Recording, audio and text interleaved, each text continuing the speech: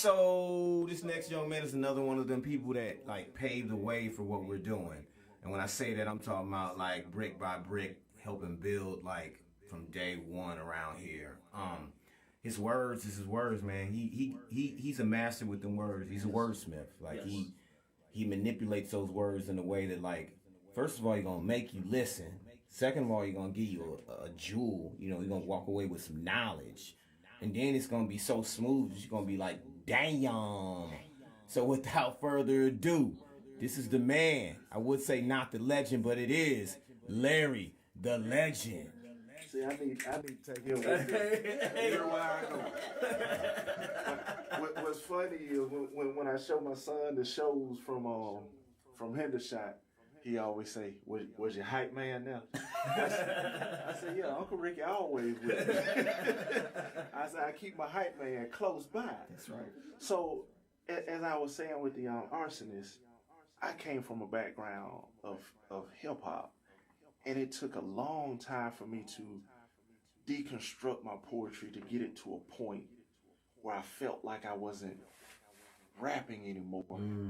And I was really into the art of the poetry. So that has been my journey into it. And every now and again, a lot of times when I'm into my poetry, I'll start playing with the words, and I want to dig into them and start flipping and doing this and that, and I'm like, oh, that's that old MC.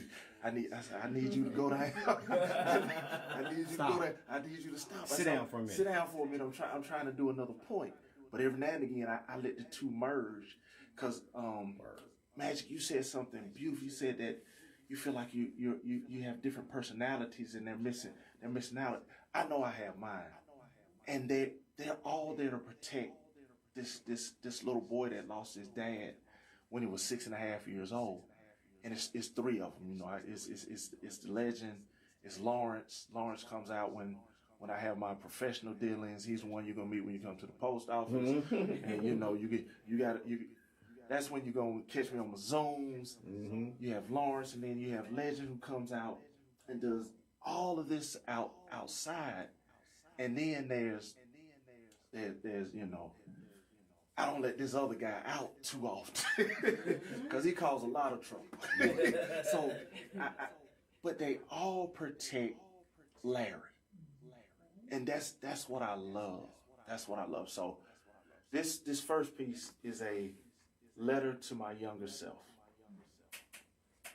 Born in a time when emotion was thought to be soft and weak like newborn deer legs.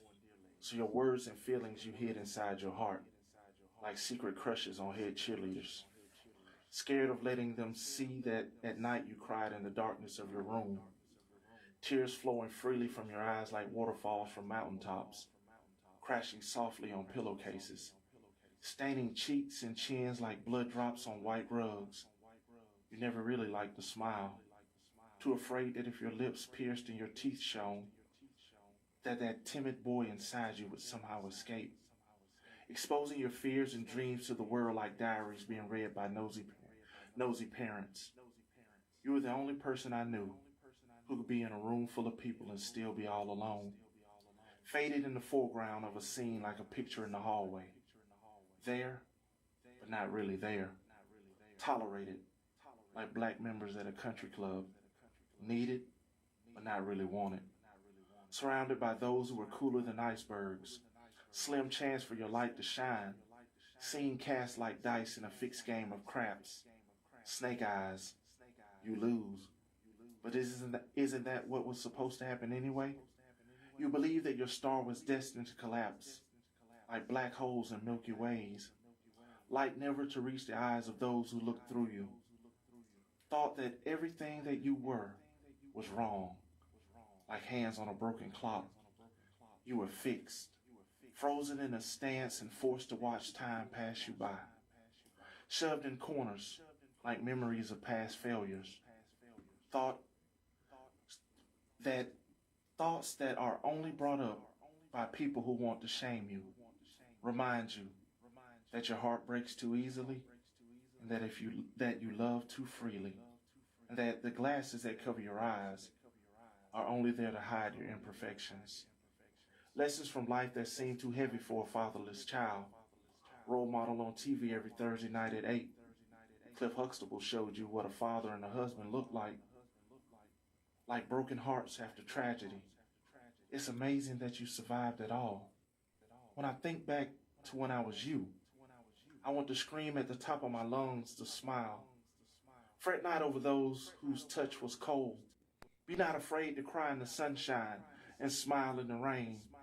Release the demons that are eating you from the inside. Like freed slaves on underground railroads, loose those shackles and be free. Let your tender heart inspire words that will make eyes weep and cheeks blush. Stand, be heard, and no matter what, know that they secretly wanted to be like you.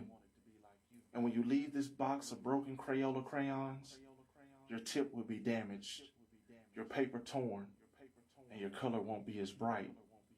But you can still draw a masterpiece. You can still stay inside the lines. Or you can do as I do now. Close your eyes and realize that the masterpiece is you.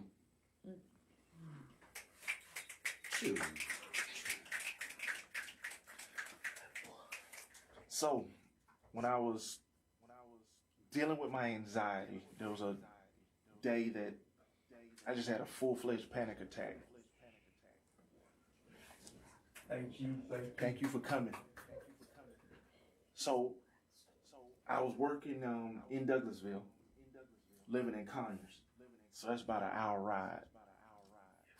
Backed up out of the driveway and was just cried from the driveway all the way to the parking lot of the post office that morning. And this piece is called I Can't Breathe. My lungs are working perfectly and oxygen is being pulled into my body. But I can't breathe. My mind flies at the speed of light, hoping to find that one breath, the one that will calm my beating heart, the one that will soothe my crying soul, the one that will stop my shaking hands, the one that will allow me to exhale. See, this morning I didn't want to get out of bed, and last night I didn't want to lie down, because when I close my eyes to rest, the voices inside begin to rise, and the coming tide that washes over me tosses me like waves on a cliff, and it strips me of my joy, of my being, of myself. Lost in the waves of pain that flow over my head and slowly pull me to the bottom, trying desperately to catch my breath one more time and not surrender.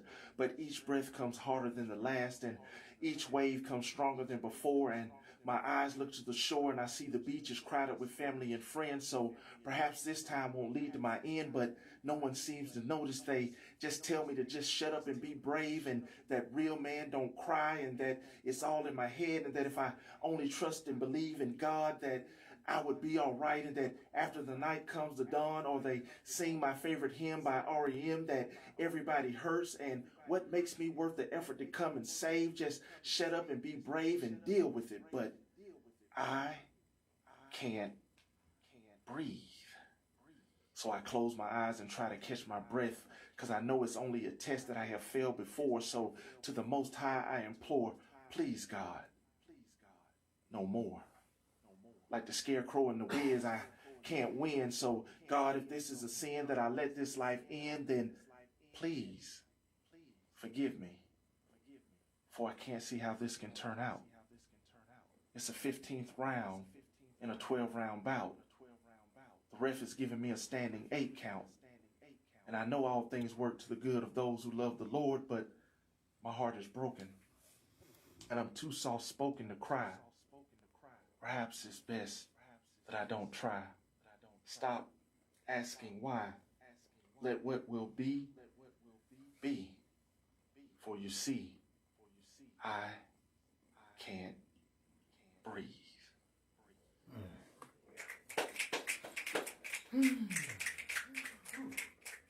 So this piece, my homeboy did when I was out at Hendershot. He said he messed it up. He did really well. And I wrote it after he tried to take his life. And I just, at that moment, I felt helpless. because I felt like I failed him because I wasn't there for him. So this piece is called For Those Who Feel Like Suicide Was the Only Answer. For those who feel like suicide is the only answer, breathe. Take a deep breath, count to 10. Breathe, and repeat step 1 again. Now, I don't claim to understand your pain, or even pretend that I could make it in, or foolishly suggest that this is just some kind of test that can be passed or fail. My only task is a simple ask. Inhale, exhale, breathe, and repeat step 1. Those demons that you are facing have a strange way of replacing your thoughts with loss. And the more you keep refusing seems the more you keep on losing ground, like peace that can't be found, or pain that is somehow bound to your soul. And your only goal is to regain some semblance of control. But no, the pain won't let you go. And every round that you fight is slowly draining you of life. And the only end in sight has been condemned by those who have never understood your plight, or by people who have never battled a demon all through the night. Yet despite your desire to see the grave, daily you walk this earth being brave. Just waking in the morning is impressive, when the weight of simply living can be so oppressive. And if we're being retrospective, it's been like this for years. The tears have burned tracks into your memory until the symmetry has been knocked off, like a painting in the hallway tilted at 87 degrees. And that's just enough to keep your mind from being at ease, for no one else to see. So when the voices come like a plague and all your answers you're giving are being vague, remember, breathe, and repeat step 1. See, I too have been in the dark, and like that movie Raiders of the Lost Ark, the demons have come for my soul. And if I could be so bold and tell the truth, I've walked a mile inside those shoes. But I digress, because this is not about me, it's all about you. And whatever it is that God has got you going through, just know that you are not alone. I am always here by my phone. So if you would be so kind to take a load off and rest your mind, in me you will always find that my schedule, there is always time. For those of whom I do not know, in order for you to heal and grow, find someone who can fill that role. But remember to breathe and repeat step 1. Know that I am not here to judge, and when life has you stuck in the mud and you feel like you are drowning in the waters of the oncoming flood, even if you decide that you can no longer survive, you will only find me with you, standing by your side, not asking why. For who am I to try to pry into what is that you are going through inside? Not even my foolish pride could start to tell that lie, nor reply to the call that is unilateral, or think of the damage that will be more than collateral. And though you think it is admirable, if truth be told, my motives are quite selfish. My reasons are my own, but they are not devilish. Simply put, you by yourself don't get to go through this. So please, I'm asking, go get some help. And from here, then there won't be no stopping. But remember, breathe. Repeat step 1, because suicide is not your only option.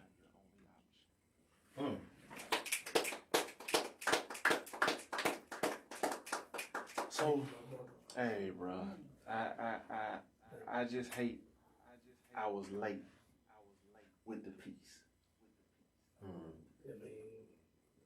That's my only regret in that piece. Are you talking about the guy, the young man from LSU who was going to? No, this is for him. This was for him.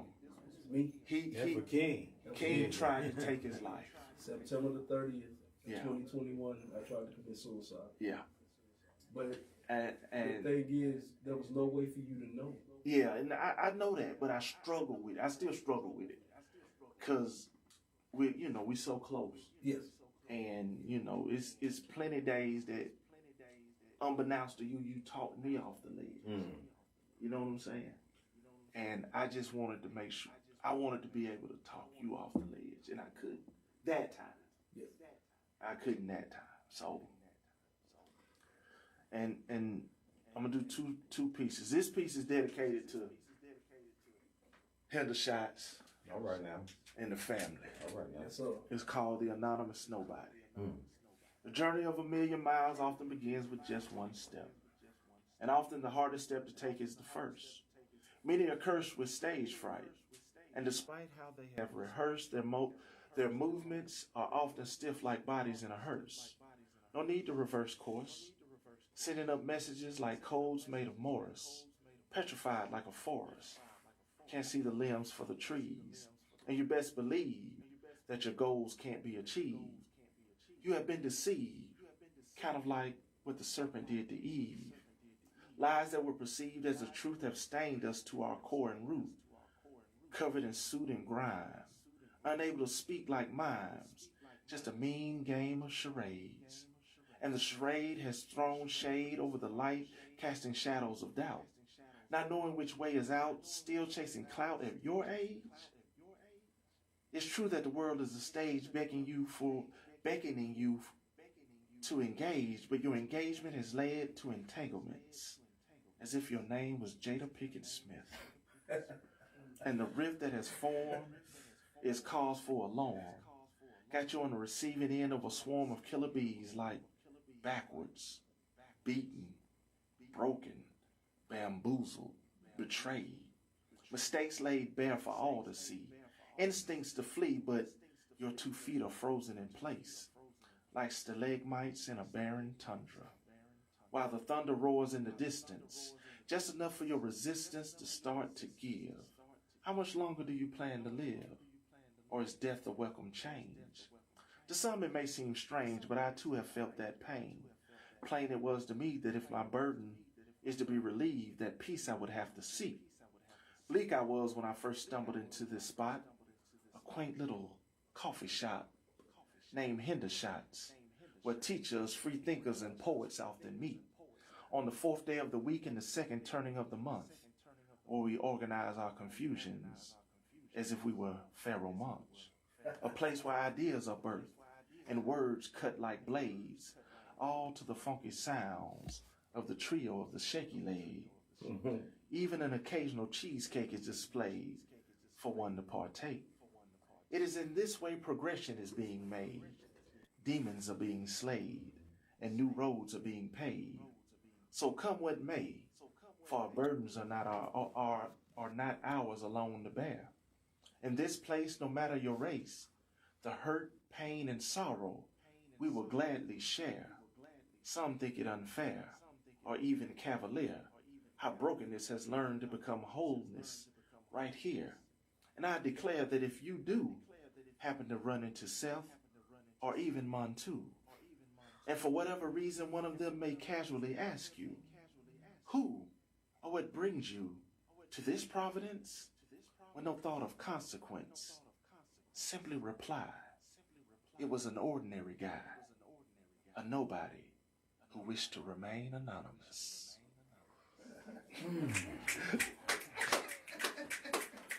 Yes, I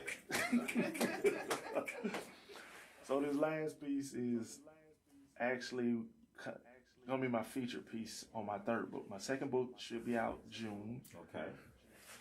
Yeah. All right, G. Still got students to grade. Go. Yeah. Malcolm, we appreciate you. Appreciate you. Yes, sir.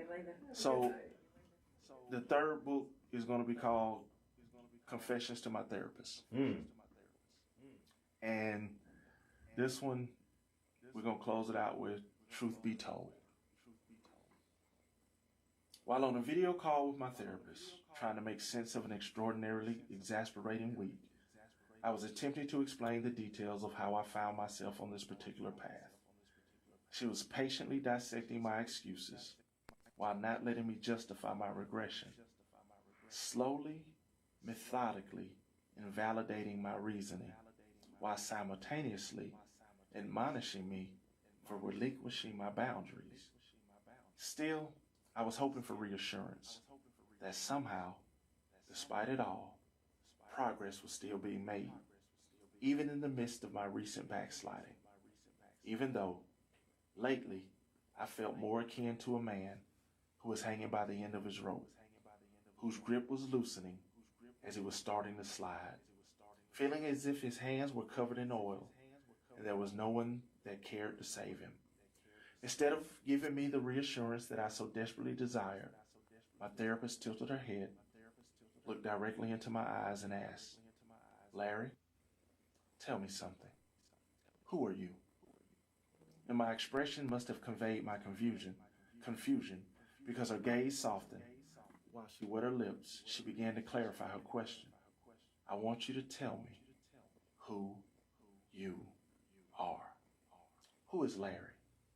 I don't mean who he is to everyone else, but who is Larry to you? Because until you know who he is, these conversations are simply going to continue to be just that, conversations. I need for you to provide some illumination into your inner being. Who is the real person that Larry is seeing? Now, me believing in my therapist and hoping to receive an unbiased view, slowly took a deep breath and began to spew my innermost thoughts. I am a son who is afraid that he will never achieve the expectations of his father, even though his father has never given him any expectations to achieve. This same son who wants to follow the path that his father has left for him. But it has been so long that he is starting to forget where that path begins. I am a son who is trying to protect his mother from the pain that inflicts her, knowing that the task at hand is as impossible as it sounds, still trying to make it up to her for being a whole butt when he was younger. I am a father who has given his son every resource to succeed, yet is terrified that his son will not reach his full potential, and by allowing him to not have made sacrifices when he was younger, perhaps he has not prepared him for the world and doomed him to fail. I am a husband who loves his wife with everything that he has, but is confident that his everything is not enough, that if I squeeze too tight or not tight enough, she will slip between my fingers like grains of sand in an hourglass.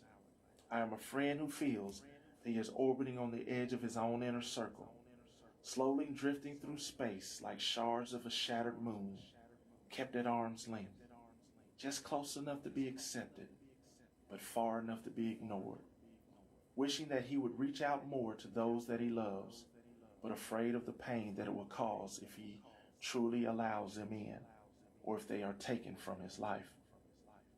I am a writer who writes, who needs to write more, yet still only writes when the feeling hits, often ignoring verses that materialize in his spirit, sacrificing my passion, my inspiration, and my insight at the altar of boredom and laziness.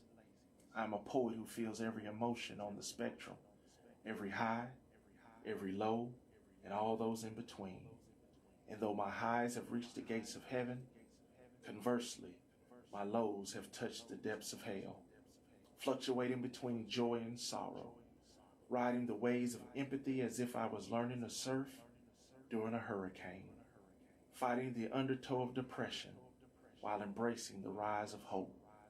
I am the employee whose expectations for himself are higher than any manager could place on him, whose criticism is harsher than any reprimand that could ever be given, but who is afraid that one day they will pull back the curtains and see that I am a fraud.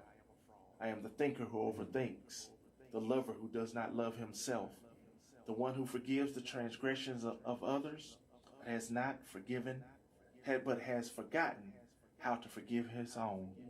I am he who loves solitude, but knows that the silence can be deafening, so loud that it pierces the eardrums. At times I am lonely, even while being in the midst of a crowd, a clown who has lost his ability to smile. But I guess, if we're being honest, and if the truth be told, I am simply a man who is afraid that his best isn't good enough, and when he is gone, no one will remember that he was here, and no one will even care that he is no more. With that, I stopped shaking, calmed myself, and began to breathe again. My therapist set down her book, slowly removed her glasses, and with a smile, she told me, now the work can finally begin.